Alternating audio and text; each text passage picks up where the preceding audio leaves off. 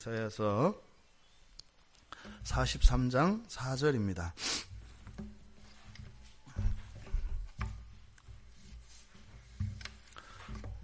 우리 같이 한 목소리로 함께 읽겠습니다.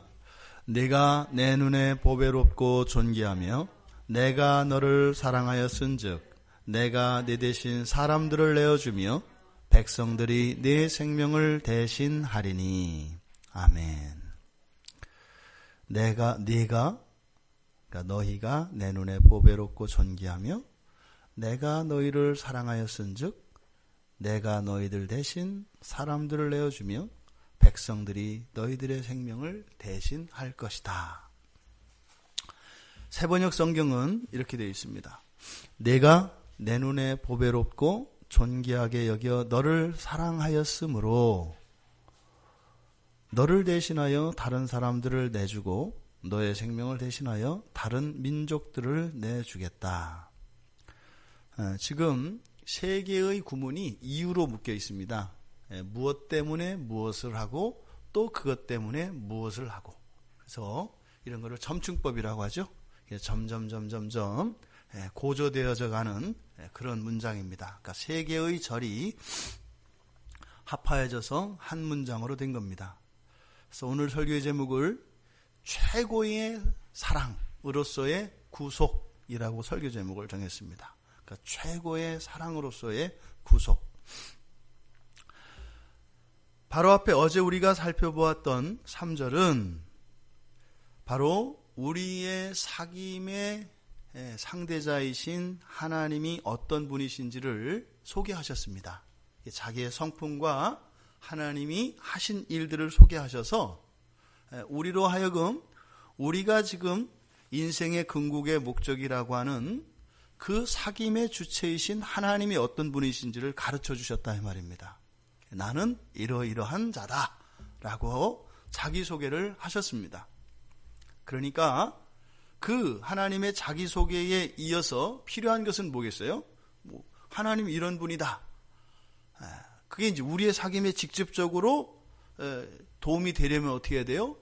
그렇게 훌륭한 분이 우리에게 뭘 해야 돼요? 사귀자고 이렇게 프로포즈를 해야 되는 거죠. 그러니까 지금 이 4절에서는 하나님이 어떻게 하는 거예요? 우리들을 향한, 우리들에 대한 그 하나님의 마음이 어떠한지를 말씀하고 계시는 것입니다. 사실은 3절 안에서 우리를 거룩하게 하셨다. 그래서 우리들을 어떻게 하신 것인지 그 사역 속에서도 우리를 향한 하나님의 마음이 나타나긴 합니다만 이 4절 전체는 분명하게 이제는 그 하나님의 우리를 향한 그 불붙는 사랑, 그 뜨거운, 그 간절한, 그 지극한 그 사랑이 어떠하신지를 우리에게 말씀하시는 겁니다. 내가 당신을 사랑합니다. 그런데 내 사랑은 이런 것입니다. 라고 고백하고 있는 것이 4절입니다. 그러니까요, 이 세상에 누가 이런 프로포즈를 받아보겠어요? 세상에 그 누가 이렇게 전능하신 이 하나님으로부터 사랑을 받는다면 그 이상 더 이상 바랄 게 있겠습니까? 그것을 우리가 모르기 때문에 우리의 삶의 질서가 그리고 우리의 마음의 질서가 헝클어지는 것입니다. 그런데 문제는 우리가 그럴 만하지 못한 거예요. 그분이 아무리 뛰어나고 그분이 아무리 우리를 사랑한다고 이렇게 고백을 하셔도 우리에게 이런 자격지심이 있으면 그 사랑을 받을 수가 있어요? 없어요? 없어요. 감사는 하겠는데 하나님, 제가 그런 사랑을 받을 만한 사람은 아니니까 나보다 더 훌륭한 사람, 그러니까 하나님께 맞는 짝을 고르셔서 그 사람을 사랑하세요. 하나님의 왜 바로 앞에서 하나님의 성품과 이 사역을 우리가 알게 됐단 말이에요. 가르쳐 주셔서. 차라리 그 얘기 안 했으면 뭣도 모르고 내 사랑합시다 하겠는데 하나님을 알고 나니까 어떻게 돼요? 하나님은 알면 알수록 우리는 어떻게 됩니까? 멀어져요. 하나님이 커지면 커질수록 우리는 작아지는 거예요. 그래서 항상 하나님을 아는 사랑과 하나님을 아는 지식과 사람을 아는 지식은요, 반비례합니다. 그러니까 하나님을 아는 사랑이 하나님이 커지면 커질수록 우리는 점점점 우리에게는 그럴 만한 것이 없다는 것을 알게 돼요. 그래서 반드시 우리에게는 누가 필요해요? 중보자가 필요한 거예요. 영원히 멀어질 수밖에 없어요. 알면 알수록 하나님과 나는 사귈 수 없다라고 하는, 또 나를 알면 알수록 또 하나님과 나는 사귈 수 없다라고 하는, 이것이 우리의 딜레마예요. 그래서 이 중보자가 양쪽을 꽉 붙잡아주지 않으면 무한히 커지는 하나님과 무한히 작아지는 인간이 함께 있을 수 없는 겁니다. 이런 죄 가운데 있는 우리가 자격지심을 가질 수밖에 없기 때문에, 그래서요, 우리는 하나님 앞에 주도적으로 못 나가요. 사랑하고 싶지요. 그런 분을 사랑하고 싶지 않은 사람이 어디 있어요? 다 사랑하고 싶죠. 근데 우리가 우리 주제를 알거든요. 양심이 있어서 하나님을 사랑할 수가 없는 거예요. 착한 마음이죠. 그래도 사랑 못하는 거예요. 차라리 뻔뻔함이라도 있으면 가겠는데 그렇게 안 되는 거예요. 그래서 바로 이 4절의 본문이 우리에게는 반드시 필요합니다. 그래서 하나님이 우리들에 대해서 어떤 마음을 가지고 계시는지 아는 게 중요해요. 그래서 하나님에 대한 그런 지식만으로는 충분하지 않다 이 말이에요. 그래서 하나님이 이미 나를 다 알고 계시고, 그러한 모든 것들, 우리의 허물과 하나님 앞에 나아갈 수 없고 하나님과 사귐을 계속할 수 없다라고 하는, 또 고멜과 같이 우리는 또다시 하나님을 배신하고 이렇게 계속 불륜하는 이런 삶을 살 수밖에 없다고 하는, 우리도 우리 자신의 정욕을 주체할 수 없는 이러한 상태를 하나님이 용납하지 않고서는 우리도 우리의 앞일을 모르기 때문에 하나님 앞에 감히 못 나가는 거예요. 내가 하나님을 사랑하는 유일한 길은 뭐예요? 사랑했기 때문에 떠납니다, 이거죠. 하나님을 사랑하기 때문에 제가 떠납니다, 이런 거죠. 그래서 하나님이 우리를 향하신 그 마음을 아는 것이 중요합니다. 하나님을 아는 것과 또 하나님께서 우리에 대하여 가지고 계신 그 마음, 그 사랑이 어떤 것인지 아는 게 우리에게는 하나님과의 사귐을 위해서 반드시 필수적으로 필요하다 이 말입니다. 또 이 고백은 이스라엘을 향한 고백뿐만이 아니라 우리가 어저께 말씀드렸던 것처럼 그 새 언약에 있는 모든 그리스도인들을 향한 하나님의 사랑의 고백입니다.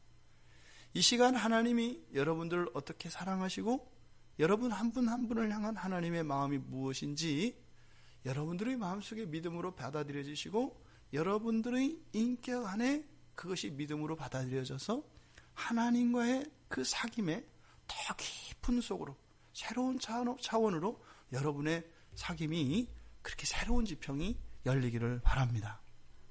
근본적으로 우리는 하나님께 사랑받을 만한 가치가 전혀 없어요. 그런데 오늘 성경은 뭐라고 해요?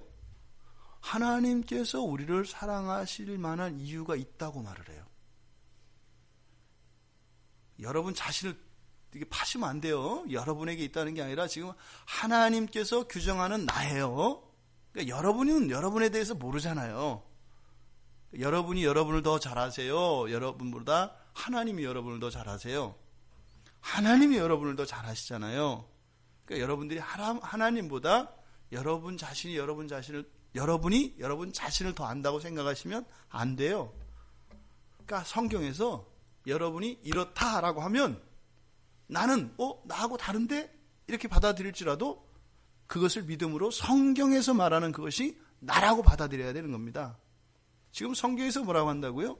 여러분들은 하나님이 사랑하실 만한 이유가 있다고 말을 해요. 성경이 말입니다. 그런데 좀 더 구체적으로 말하면 어떻게 돼요? 하나님이 우리를 사랑하시기 전에 먼저 우리를 하나님의 사랑을 받을 만한 존재로 만드신다는 거예요. 그리고 나서 사랑하신다는 거예요. 지금 이사야 선지자를 통해서 말씀하는 논지가 바로 이런 내용입니다. 그러니까 우리에게는 이것이 생소하고 잘 받아들여지기 어려운 내용일지라도 이사야 선지자를 통하여 우리에게 주시는 이 말씀은 하나님의 말씀입니다. 성경을 따라 정말 이 마음이 지금 이 본문에서 선언하고 있는 여러분에게 하나님이 사랑하실 만한 그 이유가 있다고 하는, 또 그렇게 하나님이 여러분들을 바꾸셨다고 하는 그 사실이 오늘 이 시간을 통해서 깨달아지길 바랍니다. 그래서 하나님 앞에 여러분들이 조바심을 내고 두려워하며 수줍어하며 눈치 보며 하는 이런 모든 하나님과의 사귐에 이런 걸림돌과 방해물들이 다 사라질 수 있는 오늘 이 시간 되기 바랍니다. 4절의 전반절, 내가 내 눈에 보배롭고 존귀하며 내가 너를 사랑하였은즉, 즉 개역개정에서는 분명하게 이렇게 이 두 개의 절이 잘 나타나지 않습니다. 그러니까 새번역이 이 부분은 좀 더 잘 번역을 한 것 같아요. 그래서 새번역 성경을 아까 읽어드린 겁니다. 내가 내 눈에 보배롭고 존귀하게 여겨, 이렇게 되어 있어요. 여기는 보배롭고 존귀하며 내가 너를 사랑하였은즉, 그래서 보배롭고 존귀하고 사랑하고가 대등절로 이렇게 연결되어 있잖아요. 그런데 원문에서는 앞에 있는 두 가지, 보배롭고 존귀한 것이 이유가 되고 그 결과로서 뒤에 있는 사랑이 나오는 겁니다. 어떻다? 내가 내 눈에 보배롭다, 존귀하다, 그래서 내가 너를 사랑한다, 이렇게 되어 있습니다. 이것이 원문 번역과 맞습니다. 자, 그렇다면 여기서 보배롭고 또 존귀하고 이렇게 번역되어 있는 이 두 단어, 이 두 단어를, 이건 히브리어잖아요. 구약 성경이니까.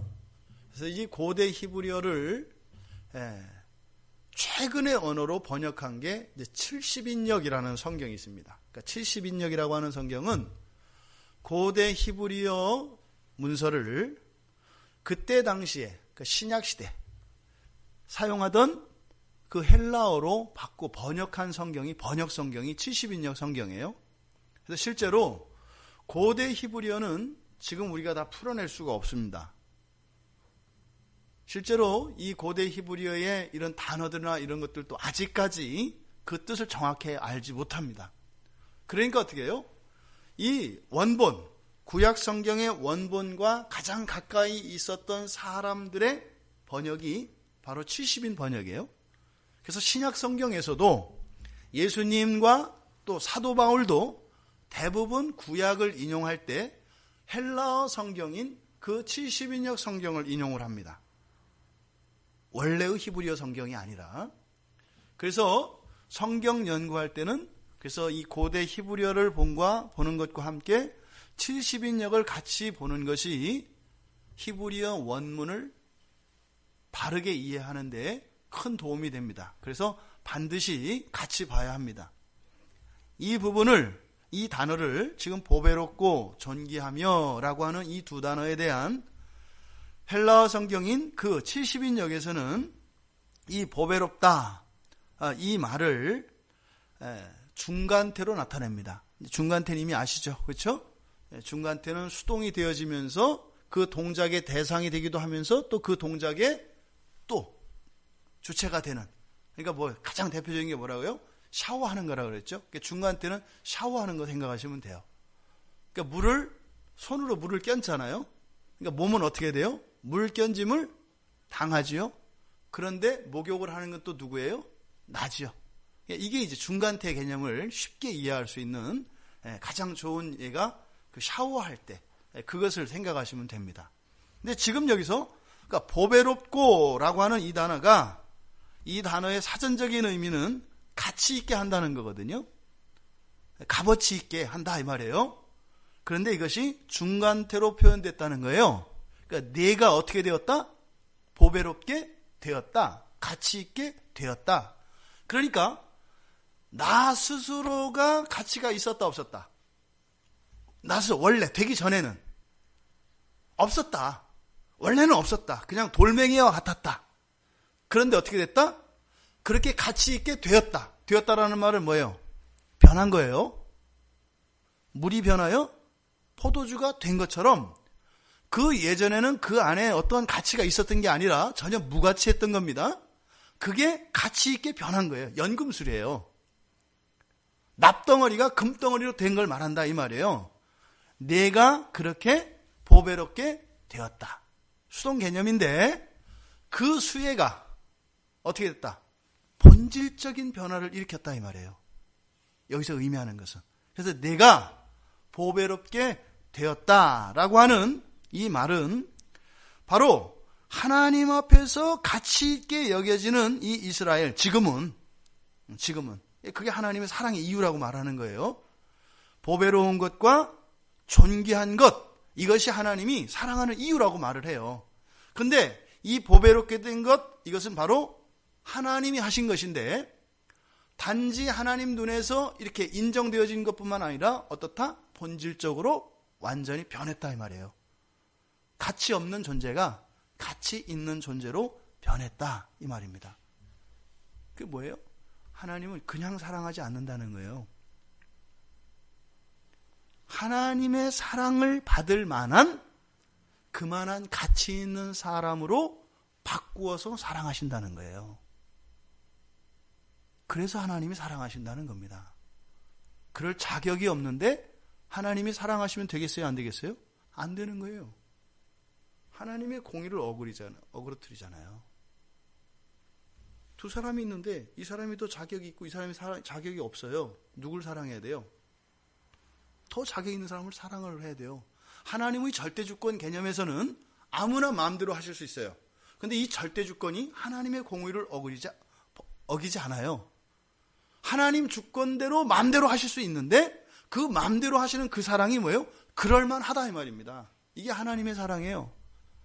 그러니까 이 보배롭게 하신 이것은 하나님의 공의를 충족시키기 위하여 그 하나님의 절대주권과 하나님의 공의가 충돌하지 않게 하기 위하여 하나님이 하신 거다 이 말입니다. 이렇게 가치 있는 존재가 되었다는 거, 이게 무슨 말일까요? 가치 있는 존재가 되었다. 물건 같으면 어떤 물건의 가치는 그런 쓸모에 의해서 가치가 평가됩니다. 또 뭐죠? 희소성에 의해서도 가치가 평가됩니다.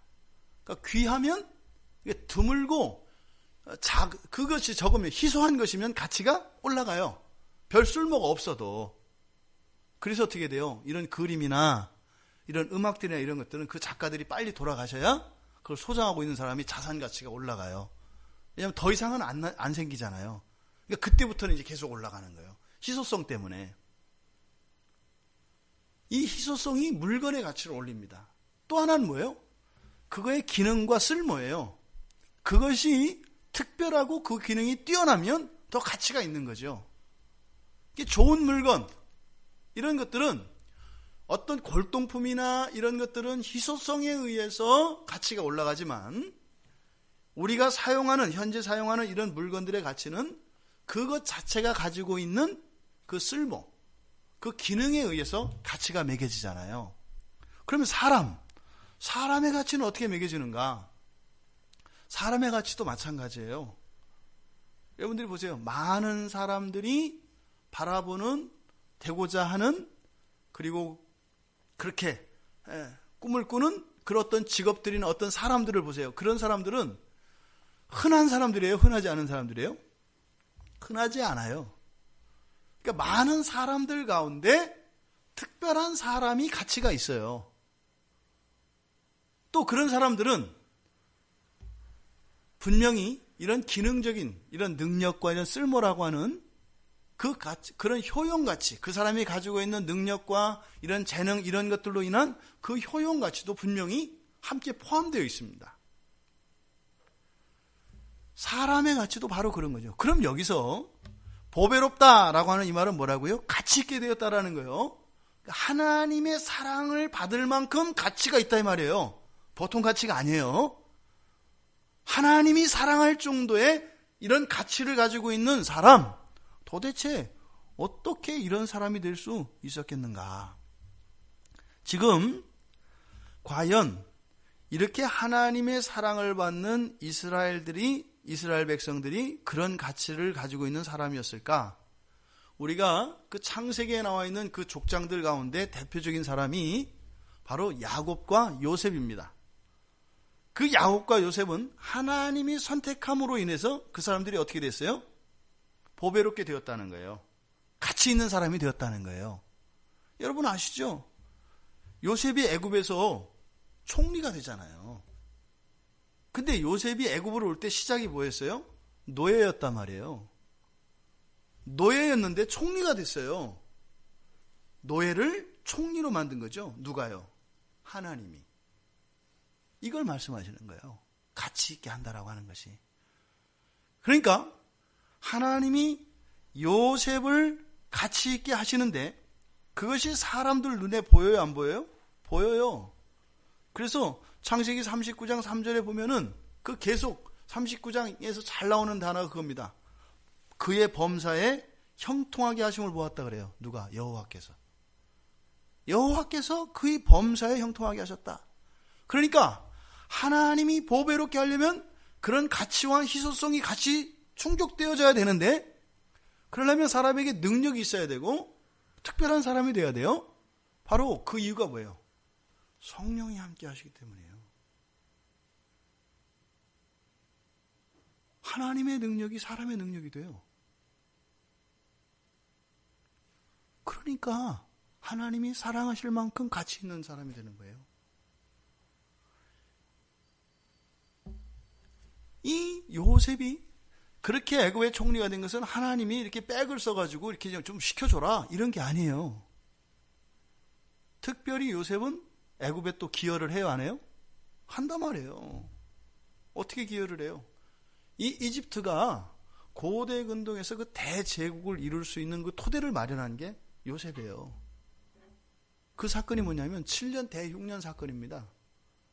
7년 동안 아프리카 북부잖아요, 이집트가. 아프리카를 비롯한 지중해 이쪽 서안이죠. 팔레스타인과 고대 근동의 모든 지역에 7년의 대가뭄이 있었습니다. 곡식이 떨어지면 끝이에요. 금이고 석유고 다 필요 없어요. 곡식이 없으면은요. 7년 동안 모든 나라의 곡식이 씨가 말랐습니다. 그런데 오직 애굽만 가지고 있었어요. 하나님께서 요셉을 통하여서 준비시키셨잖아요. 그래서 어떤 일이 일어나요? 모든 토지를 다 삽니다. 그래서 땅이, 우리 토지 공개념을 얘기할 때 뭐 가나안 땅과 이 요셉이 하였던 그것을 근거로 삼거든요. 식량과 땅을 다 바꿉니다. 그래서 그때부터 토지는 전부 애굽 왕의 것이 돼요. 그 다음에 이제 소장농의 형태가 되는 거죠. 그렇게 해서 세금으로 10분의 2에 해당하는 세금을 내는 겁니다. 사실 그 개념이 오늘날 우리의 11조 개념입니다. 모든 것을 하나님이 다 사셔서 요셉을 통해서, 그래서 이 애굽을 고대의 제국이 될 수 있는 그 토대를 쌓아요. 굉장히 가치 있는 사람이 됐다 이 말이에요.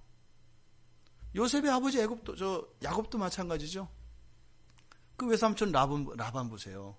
거부가 됐어요. 누구 때문에요? 야곱 때문에요.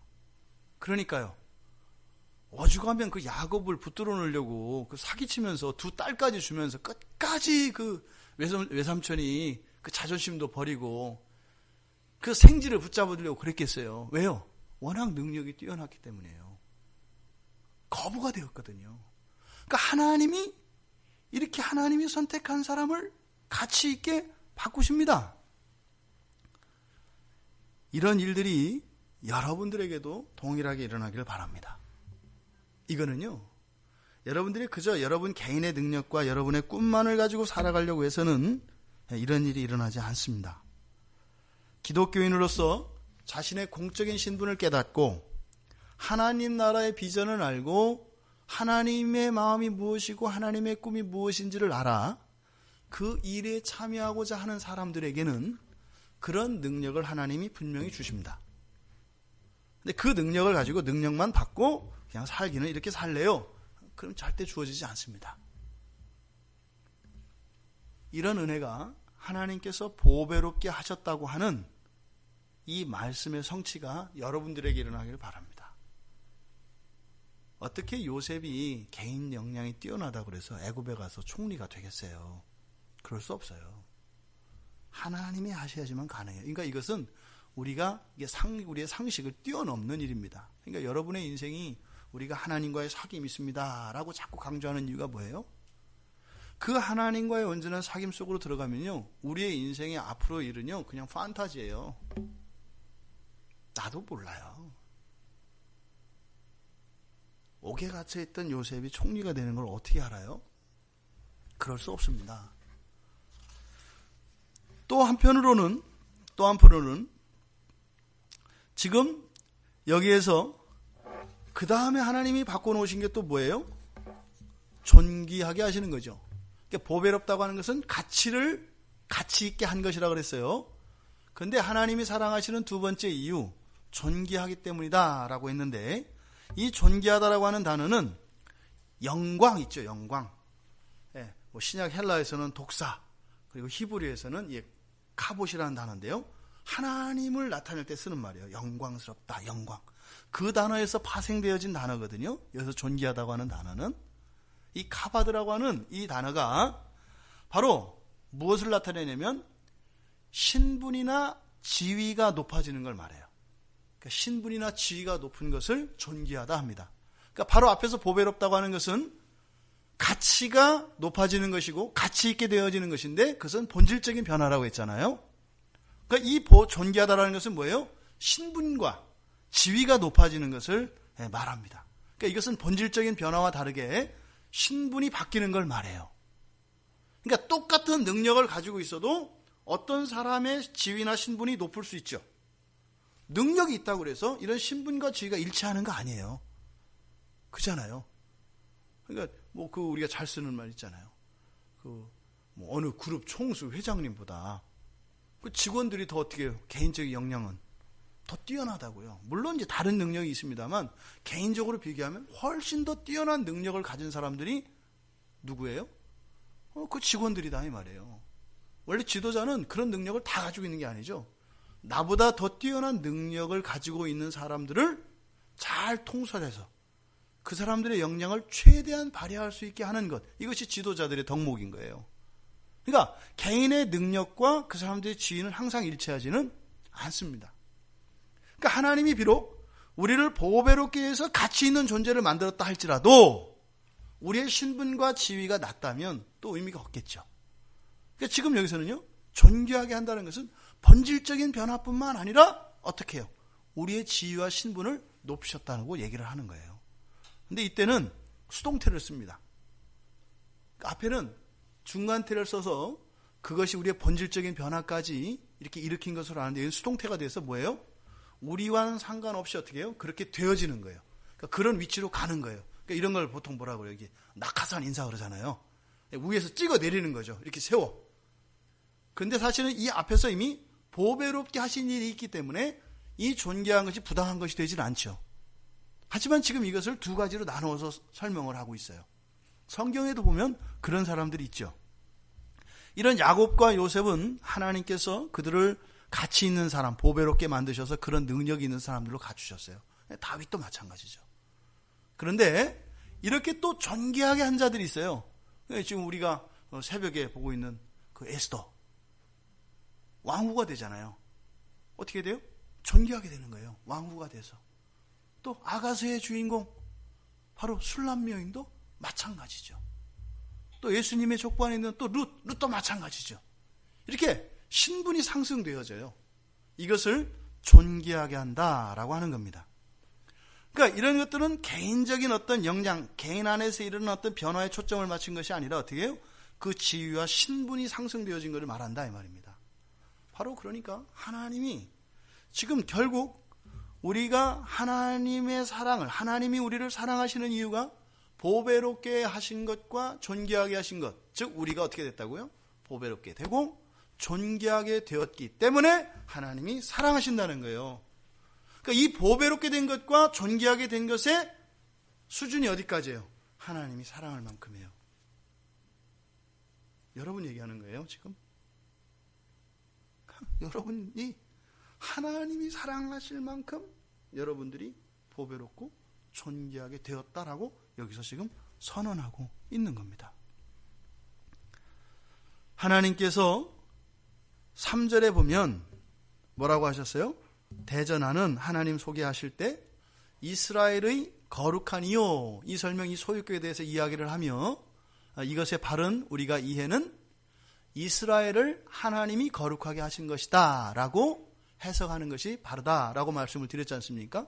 그러니까 지금 4절에서 이야기하는 내용이 바로 3절에서 이야기했던 그 거룩에 대한 설명인 거예요. 보니까 하나님이 우리를 거룩하게 하셨다고 하는, 구별해서 하나님의 소유 삼았다고 하는 그것에 대한 자세한 설명이 바로 보배롭게 되고 존귀하게 된 거예요.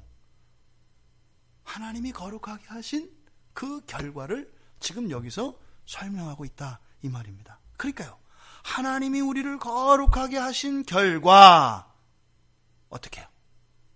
하나님이 하나님의 사랑을 받을 만큼 보배롭고 존귀한 존재가 되었다. 예수 그리스도의 이름을 찬양하지 않을 수가 없습니다. 그냥 벌어질 수밖에 없는 우리를 이렇게 하나님이 사랑하실 만큼의 가치를 있게 하시고 우리의 신분을 높이신 그리스도 예수를 찬양합니다. 그 그리스도의 은혜가 너무 감사합니다. 하나님의 선택과 부르심, 그래서 우리를 거룩하게 하셔서 소유 삼으신 이것이 단지 선언적이고 형식적인 의미만 있는 것이 아니라 뭐라는 거예요? 실제적이고 본질적인 변화를 일으켰다는 겁니다.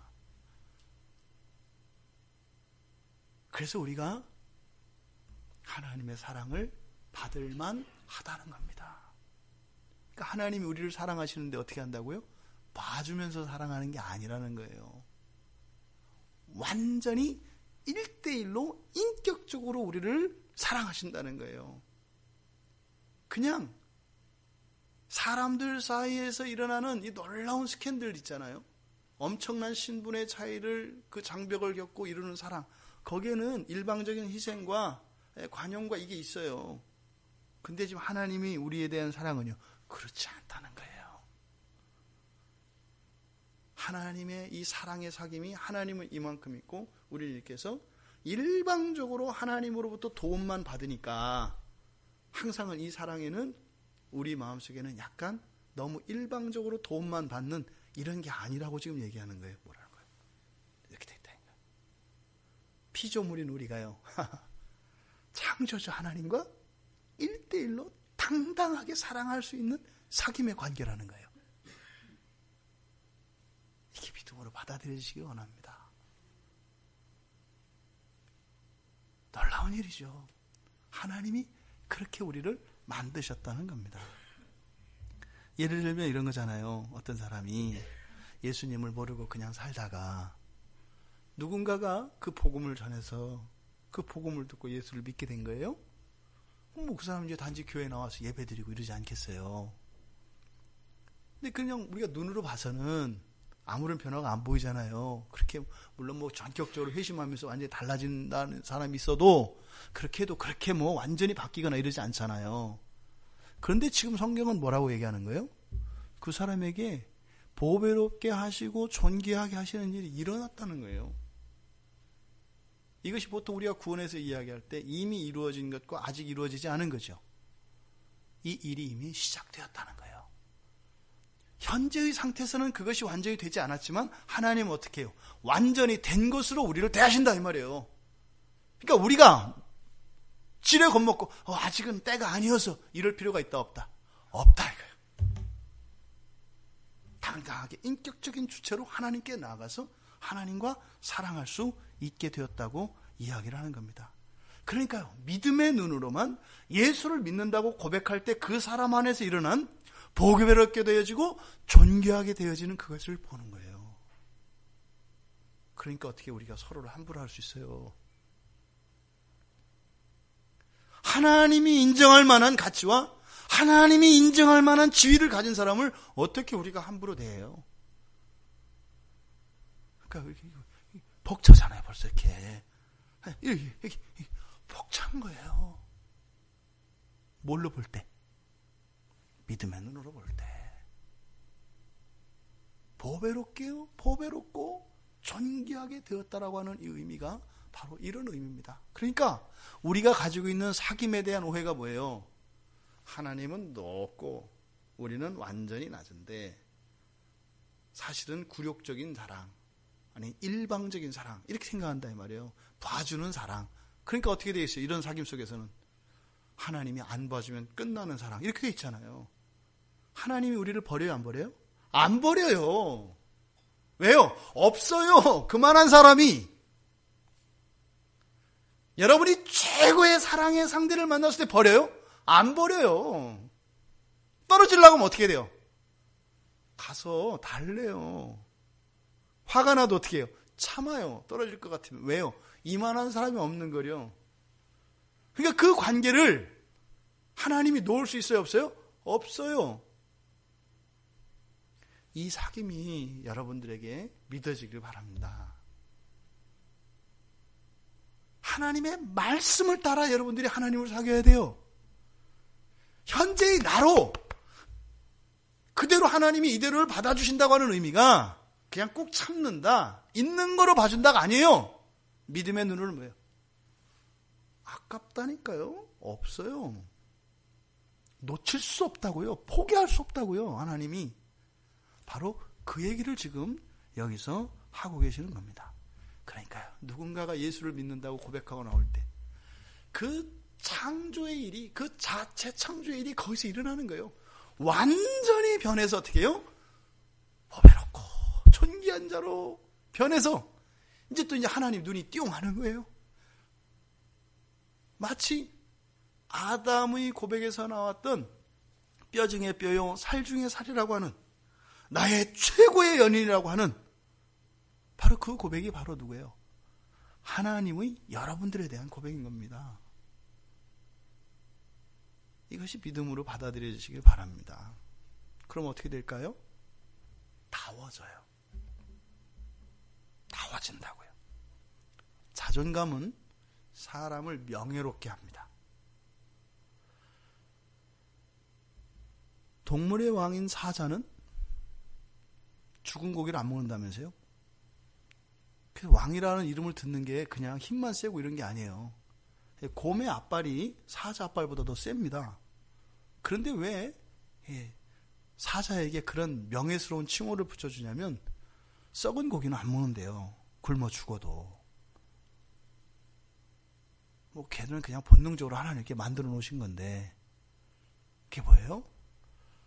우리가 그렇게 존귀한 자다라고 하는 것을 믿고 알게 되면 그런 명예와 그러한 존귀한 자로의 삶을 살아요.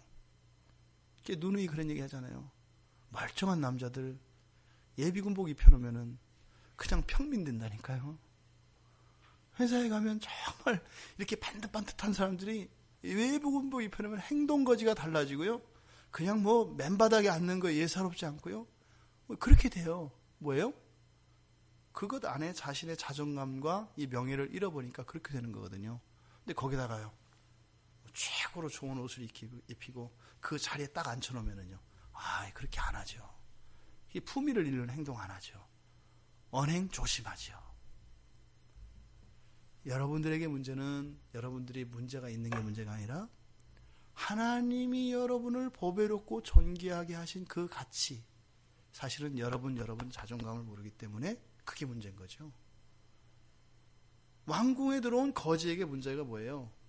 왕자로서의 그런 자기 인식이 없기 때문에 그렇게 되는 거죠. 그러니까 그렇게 하지 않으려고 하는 게 여러분들이 죄를 이기거나 여러분들의 결함을 극복하는 것이 아니라 하나님이 여러분을 보배롭게 하고 존귀하게 하신 그것을 알아 그것을 회복하려고 할 때 여러분들이 그렇게 변화되어지는 겁니다. 이 신비를 우리 모두 누리기를 바랍니다. 자, 그런데 내가 내 대신 사람들을 내어주며 백성들이 네 생명을 대신하리니 라고 하는 이 하반절의 말씀, 이것은 그 중간에 어떻게 연결되어 있어요? 내가 너를 사랑하였은 즉 이렇게 되어 있잖아요. 이게 또 다른 이유와 결과로 이어집니다. 뭐예요? 내가 너를 사랑하였기 때문에 이러이러했다라는 거죠. 그러니까 보배롭게 하고 존귀하게 하신 이유가 뭐예요? 하나님이 우리를 사랑할 수 있는, 사랑받을 만한 그런 사람으로 만드시는 거예요. 그래서 보배롭게 하시고 존귀하게 하시는 것이 사랑을 향하여 흘러갑니다. 보배로움과 이 존귀함이 원인이 되어서 사랑으로 결과되어집니다. 그런데 이 사랑에서 끝나요? 안 끝나요? 끝나지 않는 거예요. 그러니까 하나님과의 사귐, 구원, 이게 끝이 아니에요. 뭐예요? 그 하나님의 사랑이 또 이유가 되어서, 원인이 되어서 또 다른 결과를 만들어내요. 바로 무엇입니까? 대속의 구원이에요. 내 대신 사람들을, 민족들을 내어주었다, 대속한다, 이러는 거거든요. 그러니까 지금 이게 뭐예요? 거룩하게 하시죠? 그래서 그것이, 그러니까 거룩이라고 하는 것은 존귀하게 된 것과 보배롭게 된 걸 말하는 거예요. 그걸 압축해서 거룩하게 됐다 이 말이에요. 거룩하게 하신 것. 그래서 우리가 거룩한 것이 하나님의 사랑의 원인이 되었고, 그 사랑의 이유가 또 뭐예요? 대속의 구원을 이루게 됐다는 거예요. 이해되시죠? 우리들 대신 다른 생명을 주신다. 그러니까 바로 이 대속의 구원은, 그러니까 어떻게 되는 겁니까? 이 사랑의 확장으로 볼 수 있는 거죠. 이 사랑이 원인이 되어서 결과되어지는 게 대속의 구원이니까 확장으로 될 수 있다 이 말, 확장된 거다 이 말입니다. 그러니까요, 이 사랑의 확장은 시간적으로는 영원을 향하고, 그렇죠? 시간적으로 영원의 시간으로 확장된다 이 말이에요. 지금 여러분들을 사랑하는 그 사랑이 끝나는 게 아니라 어떻게? 영원의 사랑으로까지 가기 위해서 여러분들을 거룩하게 하셨다 이 말이에요. 또 공간적으로는 어떻게 돼요? 우주로 확장되어지죠. 또 하나, 이 우주는 두 가지 우주가 있어요. 밖으로의 우주와 내면으로의 우주. 우리 마음속으로도 우주가 있습니다. 내면으로도 무한히 있다 이 말이에요. 영원히 있고, 외연으로도 또 우주가 있어요. 그러니까 그 사랑은 뭐예요? 더 깊이까지, 내면으로까지 영원히 무한히 사랑으로 확장되고, 또 우주적인 지평으로도 하나님의 사랑의 상임이 확장된다 이 말이에요. 이게 바로 대속의 구원입니다. 바로 이 하나님의 시간적, 공간적 지평의 확장이 깨달아지고 공감되어지고 믿어질 때 하나님과의 그 사귐의 의미가 무엇이고 가치가 무엇인지를 깨닫게 됩니다. 그래서 그 하나님과의 사귐 속에 있다고 하는 이것이 얼마나 영광스러운 것이고 얼마나 아름다운 것인지를 알게 된다 이 말입니다. 그래서 찬양하지 않을 수가 없게 되는 거예요. 그래서 설교의 제목을 바로 최고의 사랑, 최고의 사귐으로서의 구속이라고 말씀을 드린 거예요. 하나님이 사랑하기 때문에 내 대신 사람들을 내어주며 백성들이 네 생명을 대신할 것이다. 이 말은 어떤 의미가 있는 것일까요? 여기서 그 하나님의 사랑의 성격을 압니다. 알게 합니다. 하나님의 사랑의 성격을 알 수 있고, 또 그 언약의 백성들을 향하신 그 하나님의 지극한 사랑, 너무 지극해서 그냥 지독하다고 이렇게 역설적으로 표현할 수밖에 없는 그 하나님의 그 지극하신 사랑을 우리가 알게 합니다. 그러니까 지금 여기서 하나님의 사랑의 성격을 알 수 있는데, 첫째로 알 수 있는 것은 뭐냐면 이 사랑의 성격은 구별된 사랑입니다. 하나님의 사랑은 두 가지 성격이 있어요. 보편적인 성격이 있고요, 또 구별적인, 제한적인 이런 성격이 있어요. 하나님은 본질적으로 사랑이십니다. 그래서 하나님은 사랑하지 않을 수 있어요, 없어요? 없어요. 하나님은 사랑이시기 때문에. 그런데 오늘 본문 말씀을 통해서 그런 보편적인 사랑만 있는 게 아니다라는 것을 가르쳐주고 있는 거예요.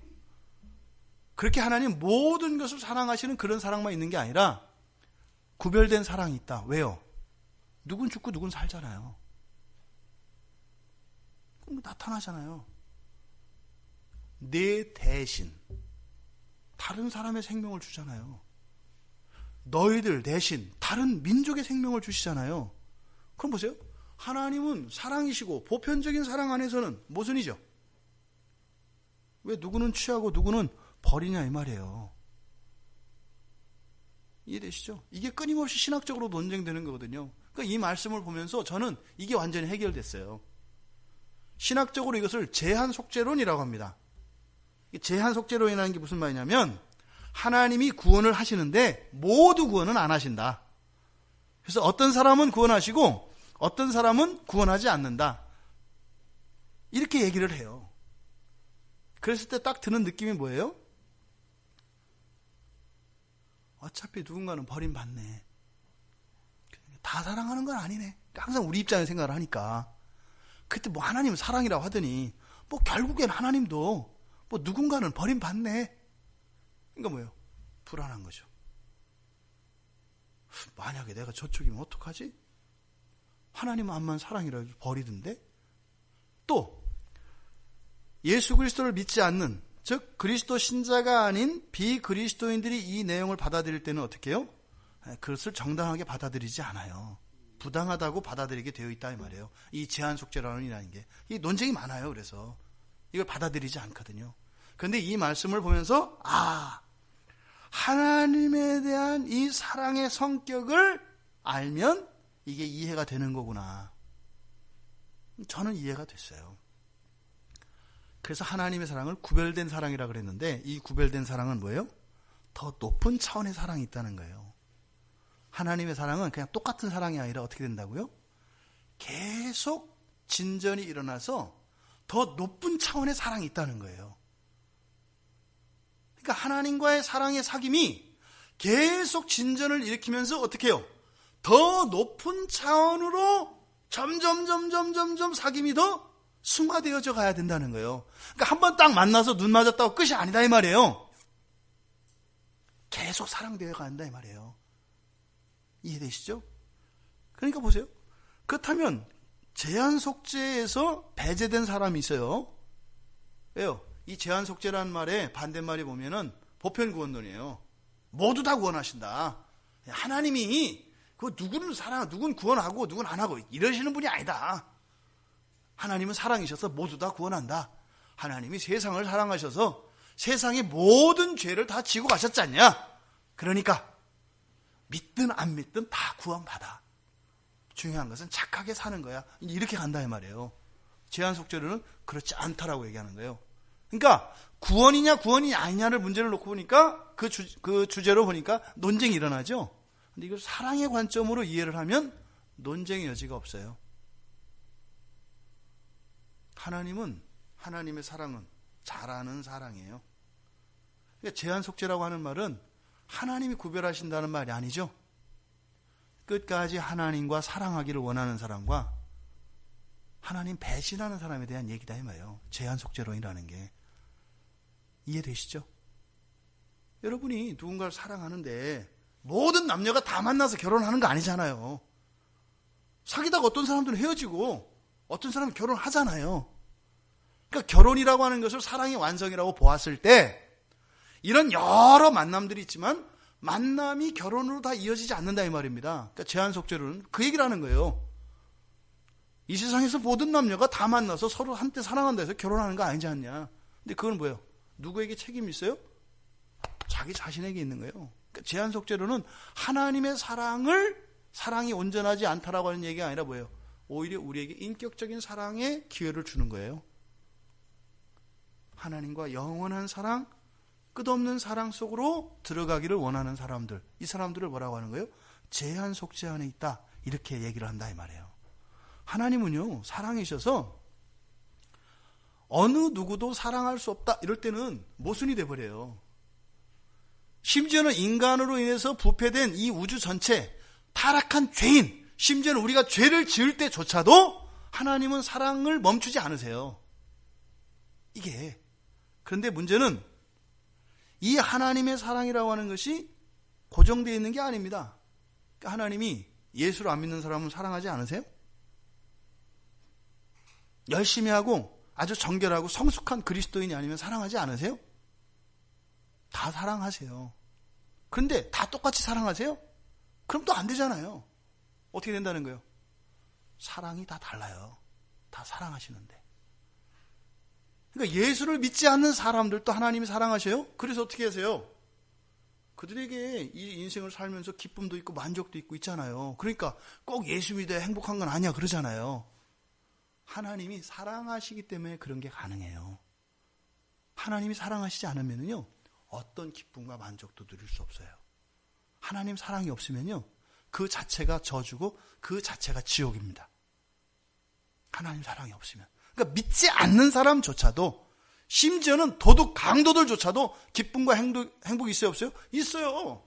친구가 있잖아요. 가족이 있잖아요. 왜요? 하나님 사랑하시니까 그런 거예요. 아무 상관없이 사랑하시니까. 그런데 지금 여기서 얘기하는 구별된 사랑은 더 높은 차원의 사랑을 지금 이야기하고 있는 겁니다. 하나님은 이렇게 사랑하시는데 아담의 타락으로 인해서 이 세상은 어떻게 됐어요? 하나님과 온전한 사귐이 불가능하게 되어 있어요. 온전한 사귐이라는 것은요, 점점 자라가는 사랑을 말합니다. 죄로 인해서 이 세상이 그렇게 됐다고요. 이게 계속 하나님과 사랑의 사귐을 통해서 이 사랑이 진전될 수 없게 됐어요. 타락한 이후에. 그러니까 어떻게 해요? 그저 하나님의 사랑을 일방적으로 받으면서 살다가 죽을 수밖에 없다 이 말이에요. 이 세상은. 그런데 그 가운데에서 영원히 하나님과 더 높은 차원으로 자라가는 이 사랑 속으로 선택받은 사람들이 있다 이거예요. 멋있지 않아요? 이 죽음이죠 이게. 이거는 그게 바로 제한속죄예요. 버린다는 의미가 아니라 뭐예요? 더 이상 진전을 일으킬 수 없는 이 죄된 세상, 타락한 세상에서 특별히 하나님께서 보배롭고 존귀하게 만드셔서 그 무한한 사랑으로의 진전으로 나갈 수 있는 그런 사람들을 하나님이 선택하셨다라는 거예요. 이게 바로 구속입니다. 단지 죄만 없어졌다 이런 게 아니라 바로 뭐예요? 하나님과의 무한한 사랑 속으로 들어갈 수 있게 한 것이 바로 구속이다 이 말입니다. 그러니까 이 구속이 어떻게 나타나요? 선택과 유기로 나타나는 거예요. 여기서 보니까 버려지는 자가 있죠. 내 대신 죽는 자가 있죠. 근데 죽는 그 사람들 대신 우리는 어떻게 해요? 생명을 유지하며 하나님과의 사귐을 유지하죠. 이게 바로 선택과 유기라고 하는 교리입니다. 이렇게 상대적으로 소개되어지는 선택받는 사람, 즉 사는 사람과 산 사람을 위하여 죽어야 하는 사람, 버려지는 유기되는 사람. 이것도 어디에 있다? 사랑 안에 있다 이 말이에요. 버려진다고 나타나지만 이 버려짐은 사실은 하나님의 사랑 안에서 무한대로의 사랑의 진전에 참여하지 못하는 것만을 의미하지 하나님의 사랑을 받지 않는 것을 의미하지는 않는다. 하나님은 모두 사랑하신다. 그런데 사랑에는 질이 있다. 더 높은 차원의 사랑이 있다. 구별된 사랑. 그것을 제한속죄라고 하고 그것을 그 사랑 안에 참여한 사람들을 선택이라고 한다. 그러니까 선택과 유기가 하나님이 버리시는 의미가 아니죠. 원래 주어진 대로 하나님 그 주어진 분량의 사랑을 받고 살아가는 사람들을 유기라고 하는 거고, 무한한 사랑을 받는 사람의 입장에서 보니까 못 받는 거니까 박탈되는 것 같지만 여전히 이 사람들은 창조 세계 안에서 있는 그 사랑을 받아요. 받는다 이 말이에요. 그런데 더 높은 차원의 사랑으로 가는 것은 제한된 사람들, 특별한 사람들에게만 허락된다라고 이야기를 하는 겁니다. 우리가 하나님과 이 사귐을 위해서는 먼저 지금 이 안에 보면 생명의 문제가 거론돼요. 대신 죽고 대신 살아요. 그렇죠? 그러니까 지금 이 생명의 문제가 거론되고 있는 것은 무슨 말이냐면 범죄가 있었다는 것을 전제해요. 그러니까 이 범죄를 인정하지 않으면 이것을 받아들일 수가 없는 거예요. 범죄가 있었기 때문에 이 생명이 죽고 사는 이런 얘기가 나옵니다. 하나님과 사귐 속에 있는 이스라엘은 어떻게 해야 돼요? 정결해야 합니다. 하나님과 사귐이 있으려면 하나님은 죄가 없는 분이시기 때문에 그 상대자인 우리도 죄가 없어야 한다 이 말이에요. 그래서 하나님이 어떻게 하세요? 아브라함 자손을 선택하셔서 이들이 하나님과의 계속적인 사귐을 유지하기 위해서 그들이 죄를 지었을 때 하나님과 사귐을 단절시키는 이 죄를 정결케 하는 제사법을 가르쳐 주셨어요. 그러니까 죄를 지으면 어떻게 돼요? 제사법을 통해서 속죄를 받고 정결하게 돼서 또다시 하나님과 사귀며 살 수 있죠. 그런데 심각한 문제가 일어났어요. 이들의 종교가 타락을 한 겁니다. 그러니까 종교의 타락은 무시무시한 거예요. 제사장이 타락하고요. 이들의 종교가 타락했어요. 하나님과 사귐을 계속할 수 있는 하나님의 은혜의 방편이 제사로 주어졌는데 그것 자체를 수행할 수가 있어요? 없어요? 없어졌어요. 하나님이 계속 사귐을 가질 수 있는 은혜의 방편으로 제사를 주셨는데, 제사법을 주셨는데, 이제는 그 제사법을 사용해서 정결케 될 수가 없어요. 종교가 타락하고 종교 지도자들이 타락하는 바람에. 그러니까 더 이상은 하나님과 사귐이 계속될 수 없죠. 이제는 절망입니다. 이스라엘에게는 소망이 없어요. 더 이상은. 그러니까 어떻게 돼요? 하나님과의 사귐은 정결해야 합니다. 근데 범죄를 합니다. 그러면 이걸 속죄를 통해서 다시 정결을 회복해야 됩니다. 그런데 이게 끊겼어요. 속죄가 불가능해요. 그러면 하나님과의 사귐 끝. 이것이 이스라엘의 정황입니다. 하나님과 타락한 이후에, 아담이 범죄한 이후에도 하나님이 이민족을 특별히 선택하셔서 이민족만큼은 하나님과 계속의 사귐으로 부르셨고 계속 하나님과 사귐 속으로 사귐을 유지할 수 있도록 제사법을 주셨는데 그것마저 버렸어요. 이게 지금 이스라엘의 상태예요. 그때 바로 뭐가 나오는 거예요? 대속의 구원이 나오는 거예요. 저도 처음 알았어요. 아, 이렇게 연결되는구나. 이전까지는 제사를 통해서 제물을 죽임으로써 거기도 물론 대속의 의미가 있어요. 근데 사람이 아니었잖아요. 동물이었잖아요. 동물을 죽여서 사람의 죄를 정결케 하고 하나님과의 사귐이 됐어요. 근데 그것 자체가 없어졌잖아요. 그러니까 이제 어떻게 돼요? 어차피 죽을 생명이죠, 사실은. 어차피 죽게 되어 있잖아요. 여기서는 대신 죽이지만 사실은 그 죽는 입장에서 어떻게 된다고요? 원래 자기 죄로 죽게 되어 있어요. 가나안 땅을 이스라엘에 들어가는 거 설명을 드렸었죠. 가나안 사람들 입장에서는 그게 부당한 거 아니다. 원래는 오히려 더 복이다. 하나님이 심판 안 하고 이스라엘 사람들을 통해서 심판하시는 게 이해가 안 되실 수도 있는데 어쨌든 지금 여기서 이 사람들을 죽이지만 사실은 일방적으로 죽이는 게 아니에요. 여기는 뭐예요? 일방적으로 죽는 것이 아니라 이 사람들에게는 죽을 만한 이유가 있어요. 부당하게 죽는 게 아니다 이 말이에요. 근데 대신 어떻게 하신다 하나님이? 그걸 통해서 이스라엘의 죄를 용서해 주신다 이 말이에요. 이게 대속의 구원의 의미다 이 말입니다. 바로 본문은 지금 이스라엘 백성들을 대신하여 다른 사람들의 생명을 치르신다고 얘기하는데 바로 그들의 생명을 통해서 이스라엘을 정결케 하셔서 계속 하나님과의 사귐을 유지한다는 거예요. 이게 지금 무엇을 향해서 가시는지 아시겠죠? 바로 장차 있게 될 예수 그리스도의 대속을 향해서 가고 있는 거예요. 바로 예수 그리스도의 대속을 통해서 우리가 하나님과의 차원 높은 사랑, 제한속죄라고 하고 선택이라고도 하는 그 영원한 사랑, 무한대의 진전이 일어나는 그 사랑으로 우리가 부르심을 받은 거다 이 말입니다. 여러분, 이 대속의 구원에는 하나님의 아픔이 있다는 것을 기억해야 합니다.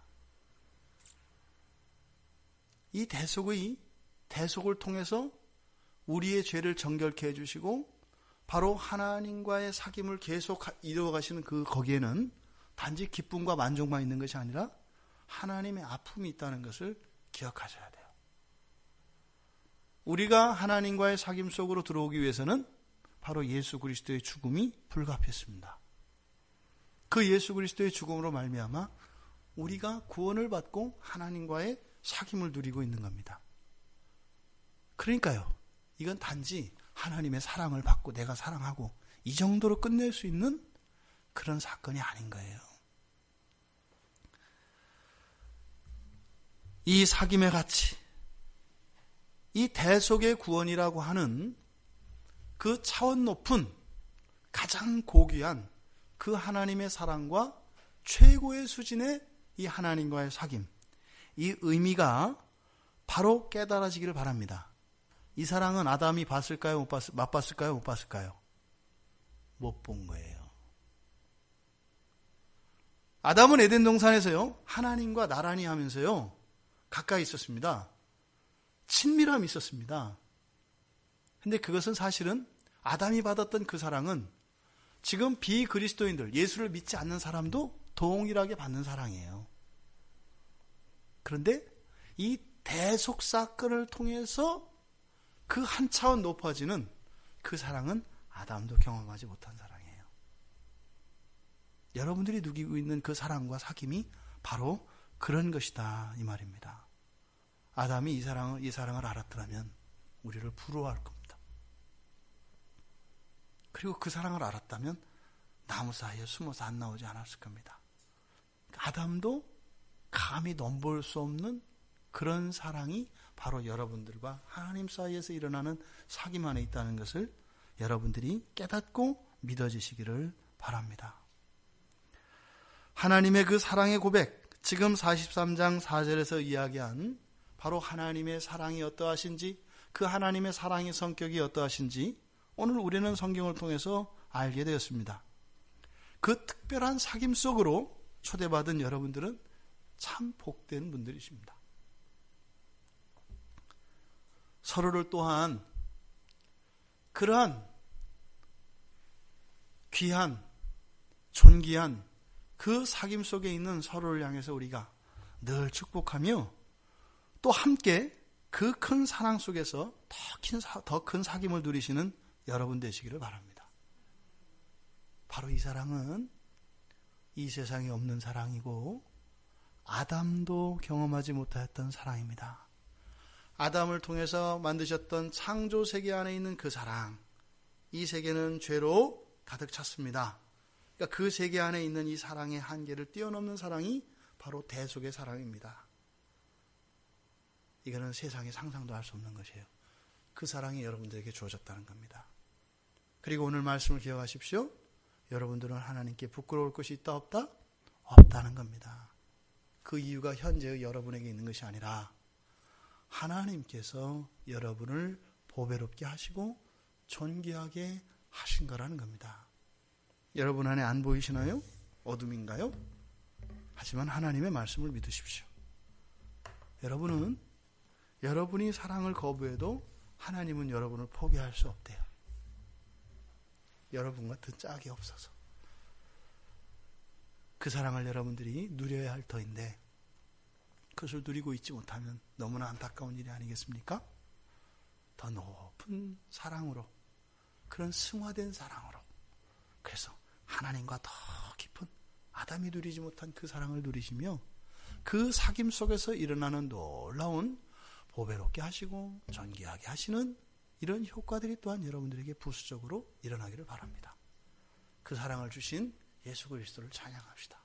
그 사랑의 주인이신 우리 주 예수 그리스도를 더 사랑합시다. 또 그 사랑 안에서 우리가 함께 그 사랑을 받는 자들로 서로 사랑합시다. 그래서 이 교회를 통하여 이 세상에 우리를 구원하신 예수 그리스도의 무한하신 사랑과 하나님의 영광이 드러날 수 있도록 그렇게 기여하는 삶을 산다면 우리의 삶은 참 멋지고 행복할 것 같습니다. 그 모든 삶이 여러분들의 것이 되기를 주님의 이름으로 축원드립니다.